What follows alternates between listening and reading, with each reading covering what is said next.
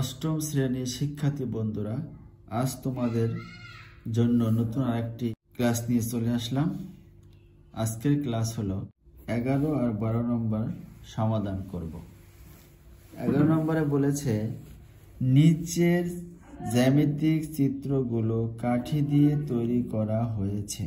ক নম্বরে বলছে কাঠির সংখ্যা তালিকা করো, অর্থাৎ এই কাঠির সংখ্যাগুলো তালিকা করতে বলেছে। এখানে কাঠি দেওয়া আছে, সেগুলোকে সংখ্যায় তালিকা করতে বলেছে। প্রথম চিত্রে কাঠি কয়টি আছে দেখো তো। এখান থেকে এই পর্যন্ত একটি কাঠি, এখান থেকে এই পর্যন্ত একটি কাঠি, এই পর্যন্ত একটি কাঠি, এই পর্যন্ত একটি কাঠি। তাহলে কাঠি কয়টি? একটি, দুটি, তিনটি, চারটি। তাহলে প্রথম চিত্রে কাঠির সংখ্যা কয়টি? চারটি। আমরা এখানে লিখতে পারি প্রথম চিত্রে কাঠির সংখ্যা কয়টি? চারটি। পরে দ্বিতীয় চিত্রে দেখো তো, দ্বিতীয় চিত্রে কাঠির সংখ্যাটি 1, 2, 3, 4, 5, 6, 7টি। দ্বিতীয় চিত্রে 7টি। তৃতীয় চিত্রে কয়টি? 1, 2, 3, 4, 5, 6, 7, 8, 9, 10টি। দ্বিতীয় চিত্রে কাঠির সংখ্যা 7টি, তৃতীয় চিত্রে কাঠির সংখ্যা কয়টি? 10টি। এভাবে লিখেছি প্রথম চিত্রে কাঠির সংখ্যা 4টি, দ্বিতীয় চিত্রে কাঠির সংখ্যা 7টি, তৃতীয় চিত্রে কাঠির সংখ্যা 10টি। কাঠির সংখ্যার তালিকা 4, 7, 10। খ নম্বরে বলেছে কি দেখো, তালিকার পরবর্তী সংখ্যাটি কিভাবে বের করবে তা ব্যাখ্যা করো। আমরা যে তালিকা করেছি ক নম্বরে, এই তালিকার পরবর্তী সংখ্যাটা কত হবে সেটা আমাদের বের করতে বলেছে। এই যে তালিকার সংখ্যাগুলো 4, 7, 10। এবারে পাশাপাশি দুটি সংখ্যার পার্থক্য, অর্থাৎ এই যে 4 আর 7 পাশাপাশি বসানো আছে না, 4, 5, 7, এইটার পার্থক্য কত? 3। এই 7 আর 10 এর পার্থক্য কত? 3। তাহলে আমরা বলতে পারি যে বা লক্ষ্য করি প্রতিবার সংখ্যাগুলোর পার্থক্য 3 করে বেড়েছে বা 3 করে বৃদ্ধি পেয়েছে। এবার অতএব তালিকার পরবর্তী সংখ্যাটি হবে 10 যোগ 3। 3 কেন? 3 এর যে পার্থক্য দেখো, এই 4 এর সাথে 3 যোগ করলে 7 হয় না, 7 এর সাথে 3 যোগ করলে 10 হয় না, তা 10 এর লগে 3 যোগ করলে 13 হবে না, আবার 13 এর সাথে যদি আমরা 3 যোগ করি তাহলে কত হবে? হ্যাঁ, 13 এর সাথে 3 যোগ করলে কত হবে? এরপর এইভাবে আমরা বের করব। 13 এর সাথে 3 যোগ করলে 16 হবে। অর্থাৎ এইভাবে আমরা পরবর্তী সংখ্যাটি বের করব। পার্থক্যটা বের করার পরে আমরা পরবর্তী সংখ্যা বের করতে পারবো। তাহলে পরবর্তী সংখ্যাটি কত? 13। উত্তর 13। গ নম্বরের সমাধান, কাঠি দিয়ে পরবর্তী চিত্রটি তৈরি করো এবং তোমার উত্তর যাচাই করো। এবার কাঠি তৈরি করতে হবে। লিখেছি আমি কাঠি দিয়ে তৈরিকৃত পরবর্তী চিত্রটি নিম্নরূপ। এখানে দেখো কয়টি চিত্র ছিল। প্রথমে ছিল একটি, তারপরে 2টি চিত্র, তারপরে কয়টি চিত্র? 3টি চিত্র। তাহলে এখন কয়টি হবে? 4টি হবে। 1, 2, 3, 4টি চিত্র। 4টি চিত্র। এবার কাঠির সংখ্যা কত দেখো তো, 1, 2, 3, 4, 5, 6, 7, 8, 9, 10, 11, 12, 13টি। তাহলে কি বলতে পারি না চিত্রটিতে কাঠির সংখ্যা 13টি।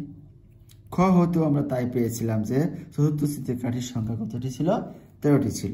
সুতরাং উত্তর যাচাই করা হলো। আশা করি বুঝতে পেরেছ। এবার আমরা 12 নম্বর অঙ্কটি করব।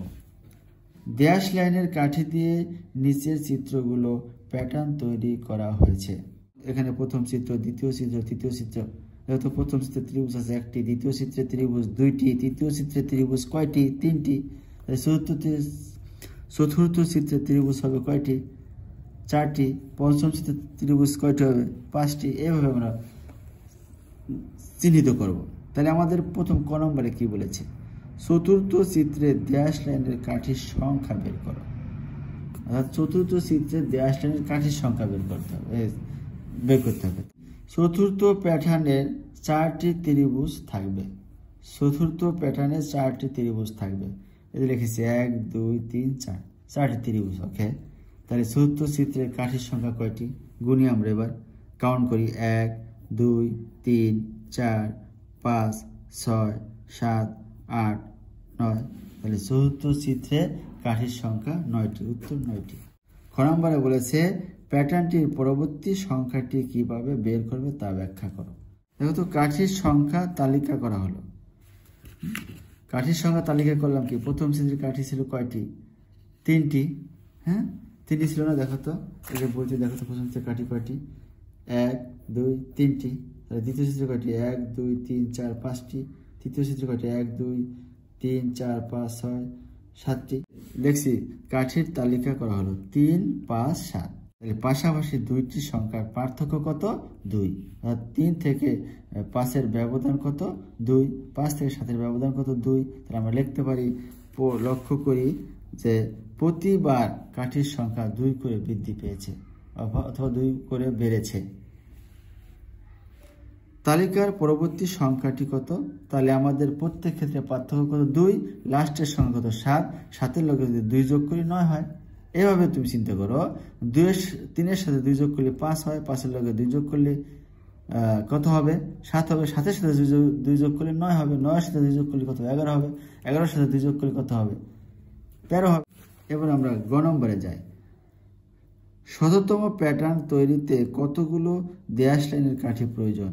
এবার শততম প্যাটার্ন, এখানে আছে প্রথম, দ্বিতীয়, তৃতীয়, তাই না?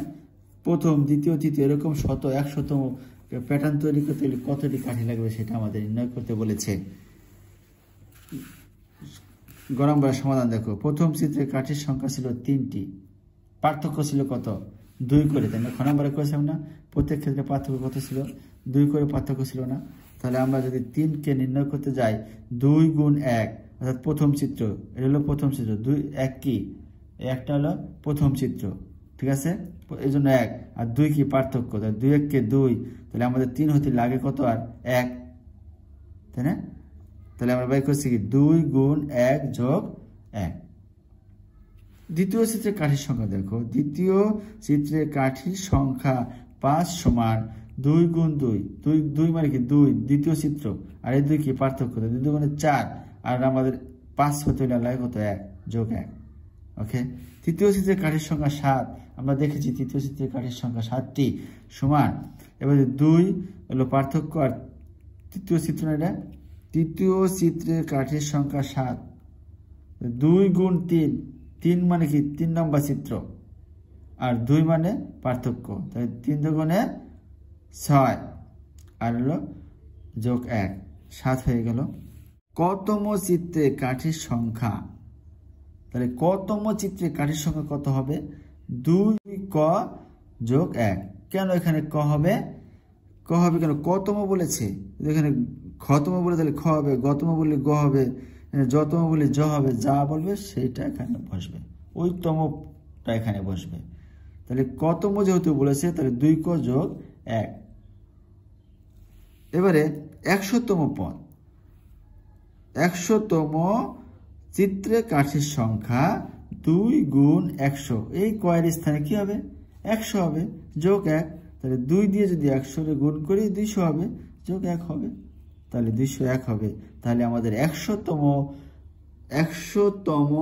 প্যাটার্ন তৈরি করতে আমাদের 201টি কাঠি লাগবে, তাহলে উত্তর 201। তাহলে আমরা এইভাবে, অর্থাৎ 2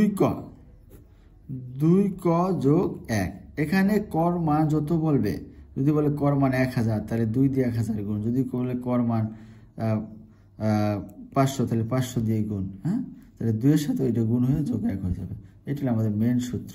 আর 2টা কি পার্থক্য, তার তালিকার পার্থক্য, 2টি সংখ্যা পাশাপাশি থাকবে, তার তালিকার পার্থক্য। যেমন যদি তোমার আমি বলি যে এই যেখানে দিয়েছিল 3 আর 5 7, তাই না, এই 2টার পার্থক্য 2 না, এই 2টাই মেন আমাদের, তাই না, আর এখানেও পার্থক্য 2, প্রত্যেক ক্ষেত্রে সমান করে বৃদ্ধি পাচ্ছে, তাই না, এই জন্য 2 আর তম পদ, কততম পদ সেই পদ দিয়ে গুণ হবে আর যোগ হবে 1। তাহলে আমরা আশা করি বুঝতে পেরেছি।